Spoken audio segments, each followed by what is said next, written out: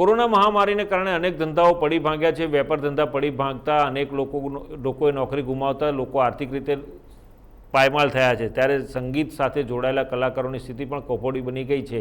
આણંદનો એક ગાયક કલાકારનું કોરોનાની મહામારીના કારણે પરિવારનું ભરણ પોષણ માટે રિક્ષા ચલાવવા મજબૂર બન્યો છે। આ બેરોજગાર થયેલો કલાકાર હાલમાં રિક્ષા ચલાવતા સદાબહાર ગીતો ગાઈને તે મુસાફરોને પણ સંગીતનો આનંદ કરાવી રહ્યો છે।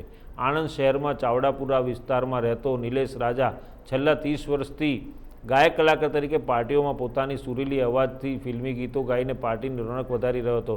જોકે કોરોનાના કારણે આવેલી બેરોજગારીના કારણે કલાકાર હાલમાં રિક્ષા ચલાવવા માટે મજબૂર બન્યો છે।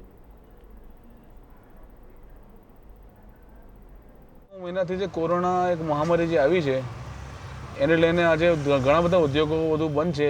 ઘણા ક્ષેત્રમાં જે ધંધાકીય ક્ષેત્ર છે બધા બંધ છે અને ધીરે ધીરે ખોલવામાં આવશે। પણ અમારું સંગીત ક્ષેત્ર હજુ પણ અમને પરમિશન મળી નથી સરકાર તરફથી। એટલે સંગીત ક્ષેત્ર બંધ હોવાથી અમે અમારું ઘરનું ગુજરાન ચલાવી શકતા નથી, જેના કારણે આજે હું ઓટો ચલાવી રહ્યો છું અને ઓટો ચલાવીને મારા પરિવારનું ગુજરાન ચલાવી રહ્યો છું।